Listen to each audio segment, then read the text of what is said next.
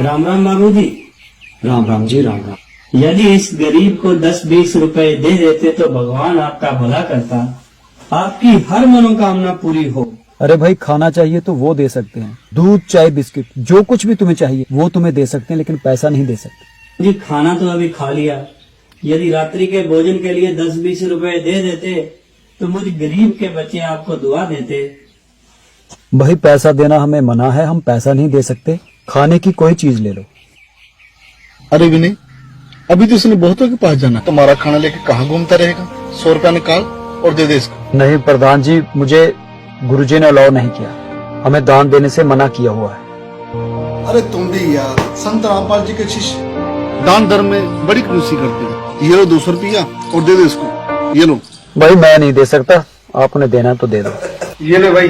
ओहो बाबूजी, भगवान आपको ज्यादा से ज्यादा तरक्की दे, आपको खुशी प्राप्त हो, आपको दिन दुगनी रात चौगुनी तरक्की मिले। जय भोलेनाथ। देखा विनय, 200 रुपया दिया उसको तो कितनी दुआएं देंगे। दुआएं तो देगा, लेकिन वो तेरे पैसे का करेगा क्या, ये तुम्हें पता है? अरे प्रधान यार, मुझे नहीं लगता कि ये तेरे पैसे का कोई सही काम करेगा। हमारे सदग्रंथ कहते हैं, खास करके गीता जी, कि पहले ये देखो कि दान लेने वाला सुपात्र है भी या नहीं। कुपात्र को दान देना अपने पाप में बढ़ोतरी करना है। अरे विनय, तू भी यार हर जगह पर अपने ग्रंथ खोल के बैठ जाता है।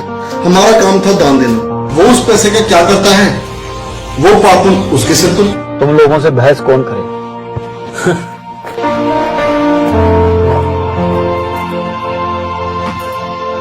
ये बच्चा स्कूल जाने की बजाय जहां क्यों बैठ गया?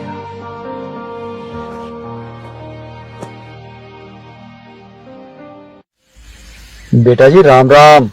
राम राम।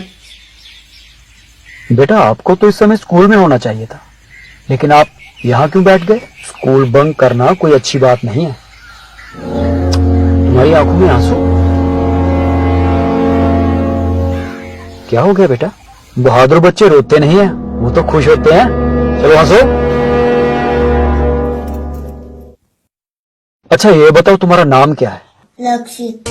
लक्षित। तुम लक्षित और मैं विनय दीक्षित, हम दोनों फ्रेंड हुए ना? फ्रेंड? हाँ ये हुई ना बात। अब बताओ तुम स्कूल क्यों नहीं गए?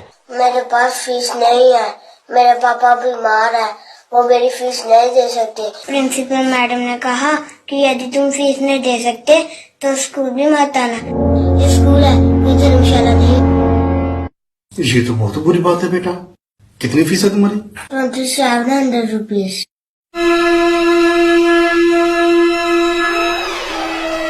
ये तो बहुत अच्छा है। कोई बात नहीं लक्ष्य, ये तो बहुत थोड़े हैं। लो मैं देता हूँ।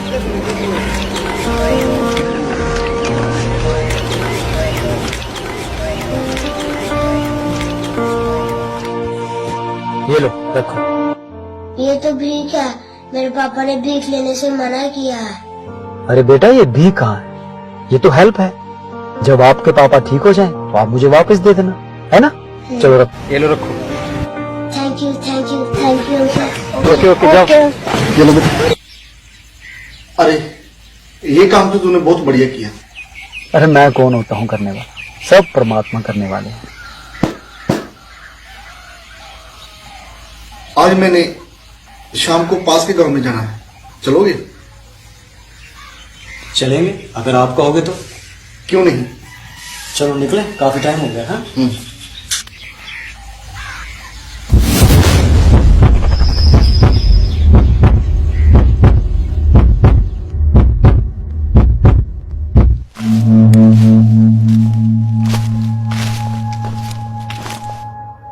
आप इसी गांव के रहने वाले? जी सर, मेरा घर यहीं बस अगली गली में ही है। आपका नाम क्या है? मेरा नाम अमित है जी। अमित, क्या आप जानते हो जो ये लेडी ने आत्महत्या की है, उसके बारे में क्या आपको कुछ मालूम है? सर इस औरत का पति कोई काम धंधा नहीं करता था, ये बेचारी लोगों के घर बर्तन साफ करके अपना गुजारा करती थी। आइए प्रधान साहब।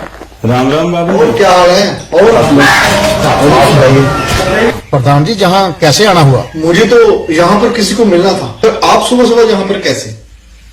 प्रधान जी, जहाँ रात को किसी औरत ने आत्महत्या कर ली, हम इसी सिलसिले में जहाँ आए हैं। यहाँ पर कैसे हो गए? प्रधान जी, इस औरत का पति इसको बहुत तंग करता था, ये रोज भीख मांगता था और शराब पीता था। कल ये आपके शहर में गया, वहां इसको भीख ज्यादा मिल गई और इसने शराब भी ज्यादा पी ली। घर आके उसने अपनी बीवी को बहुत मारा। वो बेचारी दुखी होकर घर से निकल गई। अब ये कह रहे हैं कि उसने आत्महत्या कर ली। हमारे शहर में ना जाने ये लोग इन हट्टों कट्टों को क्यों पैसे दे देते हैं, ना जे इनको बिक देते और ना ऐसा ये काम होता। चलो चलो अपनी कार्रवाई करिए तो चलिए। चलो ठीक है, आप अपना काम कीजिए। चलो ठीक है प्रधान साहब, हम अपनी कार्रवाई कर लेते हैं। राम राम।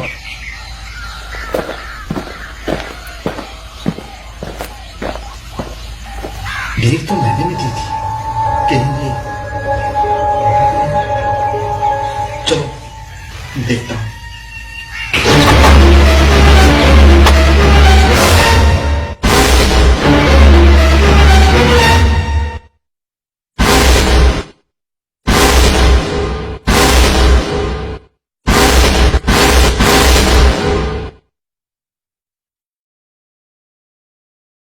ये तो वही है।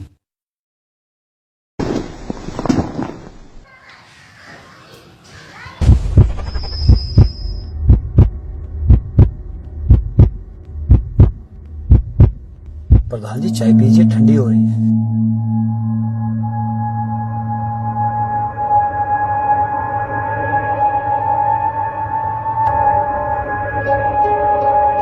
नहीं यार, मैं इस घटना को जितना बुलाना चाहता हूं, ये मुझे उतना ही परेशान कर रही। कबीर अच्छे दिन पाछे गए, गुरु से किया ना हेत। अब पछतावा क्या करे जब चिड़िया चुग गई खेत। प्रधान जी, उस दिन मैंने आपको कितना समझाया था, पर आप मेरी बात मानने को तैयार ही नहीं थे। आप तो उस दिन अज्ञान के घोड़े पर सवार थे। सही कहते हो यार, यदि मैं उस दिन तुम्हारी बात मान लेता तो आज मैं उस पाप का भागीदार ना होता। तो अब आप इस बात को मानते हैं ना कि आपने जो दान दिया था वो गलत था। क्या फायदा हुआ आपके उस दान देने का? आपके वो दान देने से एक औरत को अपनी जान से हाथ धोना पड़ा। ना आप उस भिखारी को पैसे देते, ना वो शराब पीता, ना उस औरत की जान जाती। उस औरत की आत्महत्या में जितना दोषी उसका पति है, उतने दोषी आप भी हो। अब गुरु के बिना जो दान करा वो व्यर्थ है। उधर कह रहे हैं कि जो किया वो मिलेगा ही मिलेगा, तो इसके पीछे एक राज है। इसको अध्यात्म ज्ञान कहते हैं। अब जैसे किसी ने खूब दान किए हैं, भंडारे लगाए हैं और कंबल बांटे हैं, कितने प्याऊ बनवा दी है, पक्षियों को दाने भी डाले हैं, तो अगले जन्म में गुरु ना बनाने से उसको मनुष्य जीवन नहीं मिलेगा। नेक्स्ट जीवन मान लीजिए वो कुत्ता बन गया अगले जन्म में, और कुत्ता बनकर आप देखते हो आजकल एक कुत्ते के लिए कितनी फैसिलिटीज दी जाती हैं उस सेठ साहूकार के द्वारा जो कुत्ते को पालता है। अलग से उसका रूम होता है, कमरा, और उसमें एसी लगे हैं, कूलर भी लगा, पहले कूलर लगाते थे, आजकल एसी लगाए जाते हैं उनके लिए। और उसके खाने को भी बहुत अच्छा भोजन मिलता है। दिन में नौकर नवाते हैं, खूब सैर सपाटे कराते हैं। और फिर क्या होता है, गाड़ी में वो कुत्ते का मालिक तो ड्राइवर बनता है और कुत्ता मालिक की सीट पर बैठकर ऐसे गर्दन निकाल के बाहर देखता चलता है ठाठ से। अब उस कुत्ते ने पिछले जन्म में बिना गुरु किए दान धर्म किए वो मालिक ने दे दिए उसको। आम व्यक्ति को भी वो सुविधा उपलब्ध नहीं है जो उस कुत्ते को उपलब्ध है। कार भी है, ड्राइवर भी है, एसी रूम है, खाने को संशोधित भोजन भी है, बहुत बढ़िया आहार है, सारा उसको प्यार मिल रहा है। अब इस जन्म में उसने जो कुछ भी कराया था पूर्व जन्मों में, वो बगैर गुरु के वो सारा पुण्य दे दिया काल भगवान ने। वो देना पड़ता, जैसे कर्म करेगा वैसा फल तो देगा ही देगा। लेकिन वो सुविधा मिली कुत्ते के जीवन में, और नेक्स्ट जीवन उसका सूअर का होगा। अब बताओ फिर उसने कौन रखा गाड़ी और कारों में अलग रूम बना के। बस यही बात मुझे झंझोड़ रही है। प्रधान जी जो होना था सो हो गया। अब आगे से ख्याल रखिए।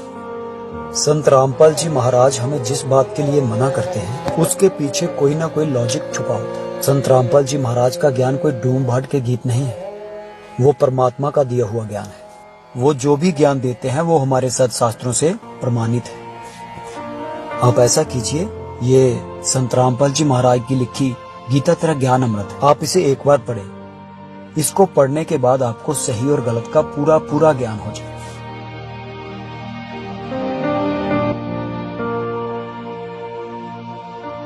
ठीक है विनय, मैं इसे जाके ही पढ़ना शुरू करता हूँ।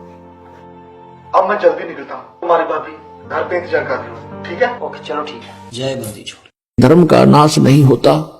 धर्म तो दसके नहीं, दसके तीनों लोक, और खैराए तुम्हें खैर है, यानी दान करने में ही आपकी जो है बचाव है, और कीजिए आत्मपोख है। तो पुण्यात्माओं, पहले आपको सुख देता है भगवान, कितने दयालु हैं, और फिर अंदर से प्रेरणा करते हैं कि भी दान करूंगा। अब देखते हो यहां पर कितना पुण्य हो रहा है। अगर विश्व में कहीं आपको ठिकाना है 2 पैसे धर्म में लगाने के, तो ये बरवाला आश्रम है। नहीं तो पूरे विश्व में शास्त्र विधि को त्याग कर मनमाना आचरण हो रहा है, और ऐसे स्थान पर किया हुआ दान वो कुपात्र को दिया जाता है। गीता जी में लिखा है कि जो कुपात्र को दिया हुआ दान कभी सफल नहीं होता।